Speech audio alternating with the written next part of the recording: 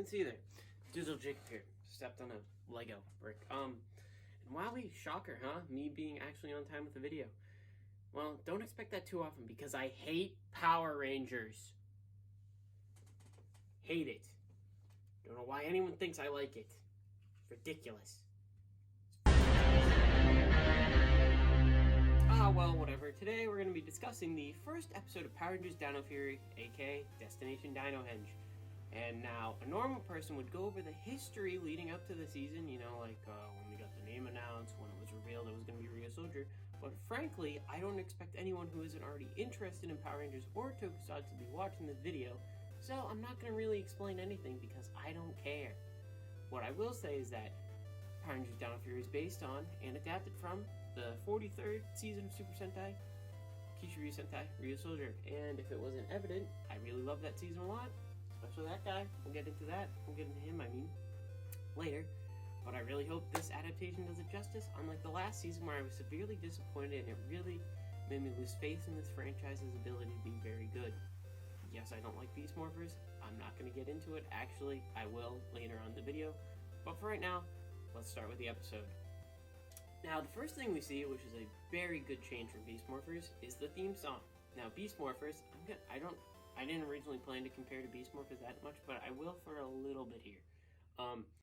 Unlike Beast Morphers, which just threw its opening like 7 minutes into the episode for no good reason, Dino Fury actually starts with the opening, and yes, it's still 30 seconds, but at least it's at the beginning of the episode instead, somewhere in the middle for no good reason. The theme song itself, it's alright, could be better, could be worse. I mean, it's no Rio Soldier theme song, but I mean, it's alright. It personally feels like, to me, when it ends, it feels like it's just about to go into like the rest of the lyrics, but it just kind of stops abruptly. It's the visuals are nice. I like, I don't know, it's nice to see. I don't know, it's just nice footage. It's a good balance of American footage and Japanese footage. I like the Revolution line, I believe it is. But yeah, that's about it. It's kind of I believe the majority opinion is that it's kind of bad. But yeah, I mean, I liked the Beast Morphers theme song, but it was way too short, and it was just kind of ridiculous that it was short. And it was also sullied by the fact that they didn't include Steel in the intro when they really should have. It would have been kind of cool. But yeah, so I'll stop talking about the theme song and actually get into the episode like I said I would already. The episode actually begins with our future Pink Ranger, Amelia, last name I didn't feel like looking up before I started recording. I might put it here. I probably won't because I want to get this video out probably the same day I'm recording it or tomorrow. But yeah, she arrives at her job at Buzz Blast, which seems to be one of the most inconsistent websites I've ever seen, and I used to make vlogs. Instead, I'm just doing nothing and sitting here talking to a camera. By camera, I mean my phone with a Geo pop socket. And I have a dinosaur on my wrist. I'm truly the greatest judge of what a website should be in terms of content. Yeah, also, who would want to wear glow-in-the-dark lipstick? I mean, it seems kind of cool in concept, but I mean, execution, it seems kind of pointless. But she does bring up a great point of how you should like, comment, and subscribe. Not to Buzz Blast, but to me, Digital Jacob, because I am the foremost expert on Power Rangers, unlike other people in the fandom, who I will not name. But you know who you are, you called me mid in the Hasbro live stream. I don't like you. I also need to pay the bills, so please like, comment, and subscribe. Share the video. It really helps out. A lot of you aren't subscribed. I'll do that cool little YouTuber thing where I show the analytics. I might not, but we'll see. I might just cut this out. Who knows? I also need to get to 10 minutes. So yes, I'll probably keep it in. Now, you think with how varied Buzz Blast is with its content, skateboards, travel tips, some other thing I don't know, they would allow Amelia to report on the paranormal, but apparently that's not allowed. She's in the business of doing that, trying to prove that ghosts are real, which is very admirable. Now, the subject of her report that she's trying to get approved by her boss is on the mysterious Dino Henge. Wow, that's the title of the episode. Must be important. But after some convincing, her boss allows her to take on the story. Amelia's a very interesting character in terms of Power Rangers because I don't think we've seen that type of like reporter investigator thing. We could have, I don't know. I don't think we've seen from main ranger. Maybe a side character. Don't remember. I know Bulk and Skull kind of did like. I just realized this, but I don't think Bulk and Skull kind of did this in like second season where they tried to figure out the Rangers' identities. But I don't think that they weren't really doing paranormal stuff. They were detectives, so I guess kind of we've seen this before. Whatever, you get my point. I think it's cool that it's a main ranger this time taking on that kind of role, and we're gonna see maybe like we'll get into the monsters a bit later, but we'll see like the monsters like be paranormal incidents, and then the rangers, Amelia will be like, guys, I found a thing, So I think that could be cool, whatever. We then cut to Amelia in a forest. She's carrying a net launcher for some reason, but that comes into play pretty quickly as she then shoots the net launcher at an unsuspecting man who turns out to be our future Blue Ranger, Ollie. And Ollie, I kind of get a Riley vibe from. You'll find, I'll say later why mostly, but I feel like they're going to be kind of similar characters in a way. But, yeah, he seems cool. I like his haircut, which I had it. Hair looking nice in this video, by the way. But, yeah. Ollie's on his way to Dinohenge as well to meet up with his mother, who is a archaeologist, paleontologist. She's some kind of researcher. I don't remember. They probably say it later. But, she's studying Dinohenge. The name makes sense now because it's a bunch of dinosaur-shaped statues. Now, as Ollie's mother is conducting her experiment, an earthquake occurs, and then the eyes of the dinosaur statues light up that are totally not corresponding to the colors of the Rangers this season. They have gotten those two events backwards, but who cares? You get the point. That's what happens. But, yeah, soon after, the three of them are told to leave by Warden Garcia, or Warden Buzzkill, who definitely will not have plot relevance till later Rangers in the season. Spoiler alert, he probably does. Ollie and Amelia talk about Ollie's mother as they begin to put the equipment she was using away. I don't know where she went. Go on, I think. I don't remember. She just kind of left. It was weird. But, they talk about how his mother is an archaeologist.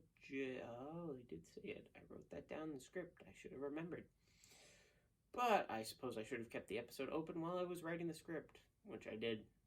So, yeah. Anyways, the two are then interrupted by what I think is the only thing that matters in this show. That being the arrival of the mysterious Void Knight. A.K.A. my man, the GOAT, Guy Solg. Now, I don't think you can see him. He'll go right there. But look, I am just so happy and ecstatic that they introduced him earlier in the show. Now, I love Ryu Soldier, but the fact that Guy Solg barely showed up, aside from later on in the show, was criminal. Especially when he looks like this. And it's a similar thing like they did with last season with Beast Morphers with Darkbuster or Blaze showing up in the first season. And it's just such a genius move because those suits are awesome. Both of them are. Admittedly, second season Blaze sucks in comparison to first season Blaze. But I don't care. I just don't care if the show sucks anymore now. Because you want to know why? I'll get a Lightning Collection version. I'll get one of these of him. It's great. It's fantastic. I am so happy.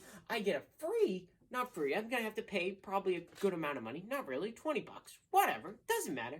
I'm going to get a very nice, high collectible figure of my favorite suit and character in Super Sentai. I'm just so happy. I don't care anymore. I already have most of the Zords. I don't need to buy those. I don't even care about the figures. I just care about him. I mean, I'll probably buy the Lightning Collection of the Rangers so then I have a full Ryu Soldier team in the same scale. It's fantastic. Anyways, back to the plot. Gonna be honest here, I deleted all the audio for this part, so I have no idea what I was talking about. I believe it was referring to the fact that Void Knight was looking for the energy source in the ship. Yeah, it's kind of depressing. That's why I want to die right now. So yeah.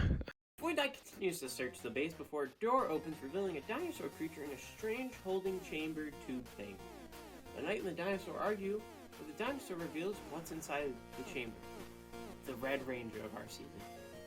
allow me to take another brief tangent aside from the one I just did about him to talk about how great the designs are for this season overall. I go off in the suits in the script, but it's right here. That's why I like look. I should probably practice before, but whatever. Not the point. Not the tangent.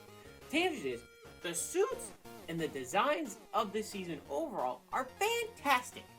This Megazord, Kishiryo, whatever they call it, I forget what they said it is in the stupid Hasbro Pulse live stream. But this design slaps. It's great. It's Legos. It's awesome. This Morpher could be better, but I don't care. It does that. It's great. The Guy Soul Kit, whatever they call it, the Chroma Fury, I don't care. The designs of Rio Soldier and Dino Fury are amazing. Possibly my favorite. Possibly one of the greatest. I wouldn't say the greats, but I wouldn't say the greatest, because I don't like speaking in, like, you know, extremities like most of the fandom does. We really should stop saying that. We should just say we like something. We should just say it's our favorite. Like, this is my favorite Dino season. I've seen Kyoryuger. I want to see Op Ranger. Don't really care for Jew Ranger, whatever. But this is just... It's great! I know, I just said I wouldn't call it, you know, I wouldn't call it the greatest, but I'll call it great in terms of quality. I don't care.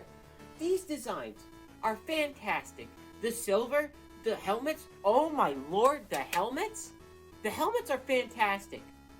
I love them. I love them so much. I'm so happy we're gonna get good quality figures of them in the Lightning Collection scale. Because, you know what, I may say I hate Hasbro. I really fucking do.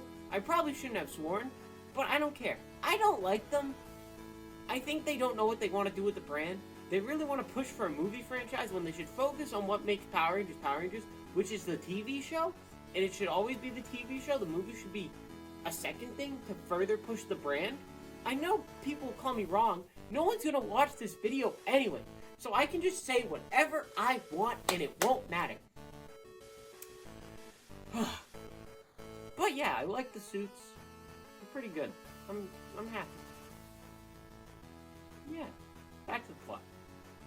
Void Knight disables the chamber, I think. I'm not sure. He, like, breaks it. I don't know. It works later on, so it doesn't really matter. But, he questions the dinosaur about the energy signature, or source, sorry. He does say energy source, my bad. Before he then attacks her, his saber is stopped by Ollie, who grabbed one of the conveniently placed swords that were on one of the walls to block his attack. Voidy, I'm gonna call him that, Voidy, he's my new friend. Voidy is shot by Amelia using her net, and then delivers a classic PR one-liner. This might come as a shock, but no one likes a bully. However, this doesn't last for too long, as Void Knight is able to break out and steals the henchman key from the dinosaur, who threw it to the Rangers instead of... I don't know, you think the dinosaur would have... We don't really see him get up, he's just kind of already up, so it's weird that, like, she didn't, like, you know, yeet it. But, yeah, he steals it and then activates the henchmen for himself. The henchmen are cool. I like how it's different from Rio Soldier in the fact that these were originally used by the Rangers to train, I guess, or, you know, they used them in the big battle. We'll get to that later. But back to the henchman key. He shoves it in his... I don't know what they're calling it. I know the Rangers' weapons are called the Chroma Fury sabers, which is cool because they light up. But I don't know what his sword is called, but he shoves it in. He shoves it in here, chomp chomp, and activates the henchmen, which causes them to attack the Rangers. So, as we get back from the commercial break, Amelia reveals she's taken 3 years of karate, and Ollie says he also has done that. But, in addition to karate, he's taken 6 years of fencing, and this is where the Riley thing comes in, because I feel like they're both going to be kind of the smart characters, as once again, we'll see later on when they meet up with Zato, the Red Ranger, who I should have mentioned, that's what the dinosaur calls our Red Ranger, Zato. But yeah, I feel like they're trying to adapt Melt's personality from Rio Soldier for him. So that's gonna be cool. I feel like that's where they're going. The two do their best to face off against the grunts as Void Knight continues searching for his energy source. Then Amelia grabs one of the other swords off the wall, and the two are then quickly thrown to the ground. Their swords begin to glow their respective colors, and they are suddenly given these things from the swords.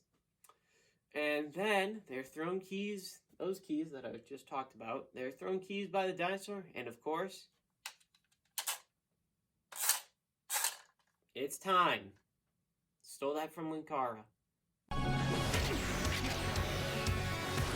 Whoa. What's happening? All right! We're Power Rangers! Emphasis on power. You're in big trouble now. The two then morph into our blue and pink Rangers of the season, and once again, suits are great. And the music in this particular part, and the whole episode honestly slaps. Like, there's some really good music in this. The choreography is also great as well. You know, I think we're back. I think we're gonna get back to the wire works that we've seen in the Disney era, which is the best era. Don't argue with me. I'll make a whole video on it. But along with the fact that the two of them know what they are, which is very good. I like establishing that they know what Power Rangers are, because, you know, we've had some season where they aren't like that, which is cool.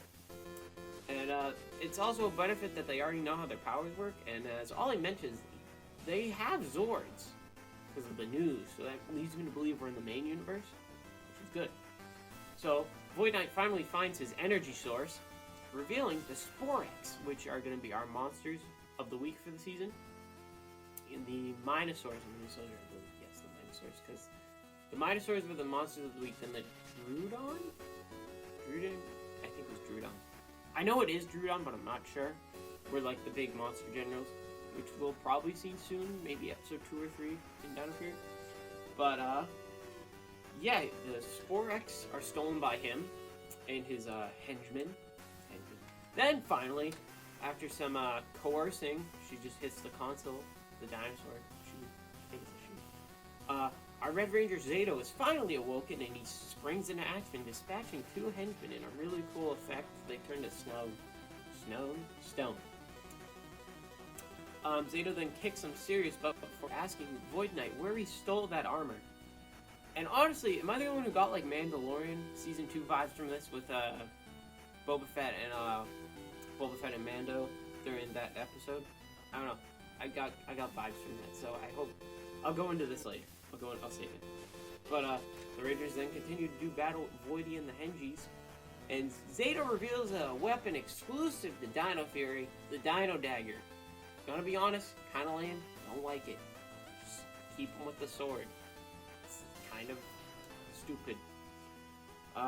Yeah, Void Knight escapes along with the Sporax, who are set free by Zato's Dino Dagger getting reflected back into the chest that was containing them. And they fly all across the city, maybe the world, we don't know yet, but it'd be cool if it was the world. Yeah, so Void Knight escapes with one Sporax, who will be our monster for next week, I assume. He's cool, he's like a horse dude. But yeah, very cool fight scene overall. I think, as I said, very good choreography, music's great. Yeah. The Rangers then demorph and discuss the events that just occurred to them, along with revealing that Zato and the dinosaur, Solon, are aliens! Very cool. Zato's got the Namekian things with the fade. Stole that from Sentai 5. Hope he watches this. Zato also reveals he can read minds and gather what a person's personality is. This is where the Riley thing comes in again, because I don't remember specifically what he says. I'll put it in. I promise I'll put it in. But he gets a grasp on him. He reads or gets a grasp on Ollie and Amelia's personalities, which is cool. And I also like the fact that he's like, I don't know if it still works, so that's why I did it. Soliana, that's from Sonic. Solon and Zato then explain the two of them have been fighting the Sporex for 65 million years. Well, they haven't been fighting them for that long, but they fought them 65 million years ago. Zato goes into further detail, explaining that he defended his planet of Rafcon from the Sporex, along with a team of knights, which is cool, because, you know, they're showing the knight aspect, which people didn't think they were going to do, but I'm glad they did. But they failed defending their planet. I believe it was destroyed. I love saying destroyed. But they followed them to Earth, which was the Sporex's next target, and they teamed up with the dinosaurs of planet Earth to fight them off. However, they quickly grew outmatched as the Sporex grew tall, which they did on Rafcon, so I don't know why they were surprised that they did it again. But they were on the verge of losing, but until the legendary Morphin Masters arrived. The Morphin Masters? Okay, look, it's an incredible deep cut and it ties into the lore of the comics. Admittedly, I don't know too much about these guys because I haven't been keeping up the comics lately, and I don't really remember. I know I read when they appeared.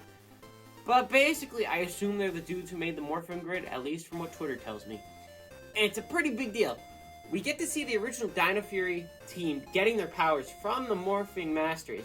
They literally tear open the Morphin Grid in the sky and give it to them. An interesting thing here. We see the entire team, including the Gold Ranger. We'll get to that in a second. But we see that the Green Ranger has a skirt. Now, in Ryu Soldier, Green Ranger was a boy. Toa, he was alright. He was a cool character, I guess. I call everyone cool. But he didn't have a skirt. He was a dude. I know dudes can wear skirts, but he didn't have one. So they gave the Green Ranger suit a skirt, which leads me to believe either A, there's going to be a lot of original footage including the Green Ranger in the skirt, or B, it's just a skirt for no reason. I feel like a better thing would have been, not a better thing, but I feel like another thing they could have done was the original Green Ranger could have been a guy, and then we got the skirt with green, or I don't know. Something like that, right? I get why there's two female Rangers, but it's also just kind of, nah, I don't care. But, yeah. So speaking of the Gold Ranger, we see him. Really odd that we see him. It's kind of cool. We get a whole look at the team, excluding Void Knight, because he's not a member of the team yet, but it should make him one. Be cool. That'd be kind of, that'd be awesome. Like season 1 finale, he's a good guy now. I kind of want that. Third time recording this part. So we get to see a shot from the penultimate episode of Ryu Soldier, which shows off all the Zords and power-ups. Pretty cool that, you know, they already have all the stuff, but at the same time it's kind of, why show this off so soon? I know some people think it's cool. I think it's kind of neat, but at the same time, surprise the people who haven't seen Ryu Soldier, which I assume is not a lot of people. But at the same time, a lot of people hate Ryu Soldier, so I don't get it. It's kind of a neat idea that Zato already knows everything, or knows what everything is, so we don't have to worry about, like, them, like, finding this stuff, but they probably will have to find those Zords, because they probably found them lost somewhere. But you think the fact that they had all these power-ups and, like, the Zords means they won, right? But, I guess not, because Zato reveals that, they did win, but the entire rest of his team was destroyed, or lost, as he puts it. And they can only capture the sporks, not destroy them. So yeah, that's pretty, depressing. Not really depressing, but sort of interesting, though. You don't really see that in Power Rangers. But that's pretty much it for the episode. Zato says that they're the only ones who can save the world, and they gotta capture the sporks, and once again, the music slaps in this scene in particular. So to be perfectly honest with you, this was more of a recap than review. This is my first time trying this out, so I hope you guys liked it. My overall thoughts on the episode was that it was pretty good. I went into pretty low expectations after the travesty that was Beast Morphers. I don't like Beast Morphers, couldn't tell. But, okay, to be perfectly honest with you, it wasn't that bad. It was just very disappointing from my perspective. It's also just kind of as a season entirely. But yeah, Power Rangers premiere episodes, like the Destination Dino Fury, I almost forgot what it's called, are usually very good. I know the Beast Morphers premiere was excellent, but they don't really, they're always really good, but they don't really tell you the quality of the rest of the season, unless you like Beast Morphers, in which case, I don't agree with you, I think you're wrong. I know I say that. Who cares about people's opinions, but like, it just doesn't make sense why you like Beast Morphers. You can argue with me in the comments. But, I hope Dino Fury keeps up the quality of this episode, because I honestly found it pretty good. The story seems to have a lot of thought and care put into it, like Zato's backstory, along with caring about the lore, the Morphin Masters, and setting up things properly, unlike, once again, Beast Morphers, where they just threw in the Vengex thing for no reason at all, because it was not set up. Don't argue with me. But speaking of just throwing things in, I feel like Dino Fury is trying to set something up with the, for example at least, the Void Knight stealing the armor, so that makes it seem like it's going to be a storyline like between him and Zato, which will be cool to see. I'm excited for that. once again, the Morphin Masters, cool lore tie-in. I don't really care about them. I acted hype just to, you know, because it's kind of cool. And the fact that the Dino Fury team was the first ones on Earth. You know, we're getting a female green. We see gold. We see all the power-ups in the Zords, which is neat. The characters are cool. But at least the 5 we see, 6. But Zato's backstory is honestly really cool. Probably one of the best we've had in PR. It feels like a better fleshed out version of Orion's backstory. Yeah, that's my overall thoughts on the episode. That's about it. But I don't think I'll be doing these reviews weekly. I don't even know if I'll continue them at all. If you want me to, let me know in comments. It's just that my friend Alsay said in his review of Kamen Rider Saber episode 1, which I agree with, that these types of videos can get really boring and tiring to make. So that's why I'm unsure if I'll continue to do them. But if people want them, they probably don't want them because no one watches my channel. Let me know and I'll do them. But yeah, I don't really do ratings. I'll just say 1 thumb up, 2 thumbs. It was good. Pretty good's my rating. Pretty good. So yeah, I hope you enjoyed the video and the episode of Power Rangers Dino Fury. Make sure to like, comment, and subscribe. Ring the bell for all future uploads, including, I don't know, we'll see, I guess. But thanks for watching. And remember, I hate Power Rangers as much as the next guy, but no one hates Beast Morphers as much as me. Later. That's my sign off. It's the flip.